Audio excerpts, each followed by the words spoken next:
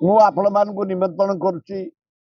70-75 ବର୍ଷ ହେଲାଣି ଭୁବନେଶ୍ୱର ଆମେ ହୋଲି ଖେଳୁଛୁ। ଯେତେବେଳେ ଭୁବନେଶ୍ୱର ଛୋଟିଆଟେ 6ଟା ୟୁନିଟ୍ 6 ଆମେ ସାଇକେଲରେ ଖେଳୁଥିଲୁ।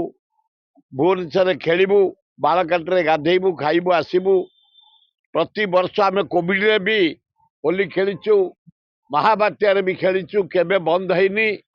ଆପଣମାନଙ୍କୁ ମିଡିଆ ଭାଇମାନଙ୍କୁ ଅନୁରୋଧ, ଆମର ସିଷ୍ଟମ ଯାହା ପ୍ରତିବର୍ଷ ସକାଳ 7ରେ ଗୁଆଝରରେ ଆରମ୍ଭ ହବ ହୋଲି, କେଦାରଗୌରୀ ପାଖ ଗୁଆଝର।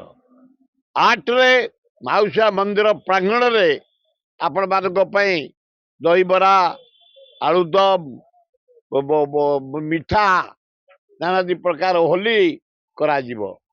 9ଟାରେ କଂଗ୍ରେସ ଅଫିସରେ, 10ଟାରେ ଭୁବନେଶ୍ୱରରେ ବୁଲା ହବ, 12ଟାରେ ବାଳକାଟିରେ ଗାଧୁଆ ହବ, କେନାଲରେ ଖାପିଆ ହବ।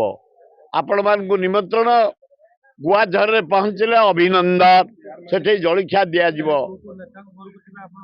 କାଲି ମୁଁ ଯାଏ, ମୋ ଗୁରୁ ଥିଲେ ମହତାବ ଘରକୁ ଆଗ, ତାପରେ ଯାଏ ନୀଳମଣି ରାଉତରାୟଙ୍କ ଘରକୁ, ବିଜୁ ପଟ୍ଟନାୟକ ଘରକୁ, ନନ୍ଦିନୀ ଦେବୀ ଘରକୁ, ସତପ୍ରିୟ ମହାନ୍ତି ଘରକୁ। ସବୁ ଚାଲିଗଲେଣି। ଏବେ କେବଳ ଜାନକୀ ପଟ୍ଟନାୟକ ଚାଲିଗଲେଣି। ଏବେ ନିରଞ୍ଜନ ପଟ୍ଟନାୟକ ଟିକେ ବୟସ୍କ ଲୋକ, ମୋଠୁ ବୟସ୍କ, ତାଙ୍କରି ଘରକୁ ଯାଏ। ରାଜ୍ୟପାଳ ଘରକୁ ଯିବି। ମୁଖ୍ୟମନ୍ତ୍ରୀ ଘରକୁ ଯିବା ପାଇଁ ମୋ ସହଯୋଗୀ ମାନେ କହୁଛନ୍ତି କାହିଁକି ଯିଏ ହେଉ ଓଡ଼ିଶାର ମୁଖ୍ୟମନ୍ତ୍ରୀ ତାଙ୍କ ଘରକୁ ଯାଇକି ଟିକେ ଦବ ତମେ। এইটা হচ্ছে ভাইଚାରିଆ ପର୍ବ, ଶ୍ରଦ୍ଧାର ପର୍ବ। ଏତେ ରାଜନୀତି ନ ରଖି ବହୁ ଯୁବକ, ବହୁ ବନ୍ଧୁ କାଲି କହୁଛନ୍ତି ଆମେ ତାଙ୍କ ଘରକୁ ଯିବା।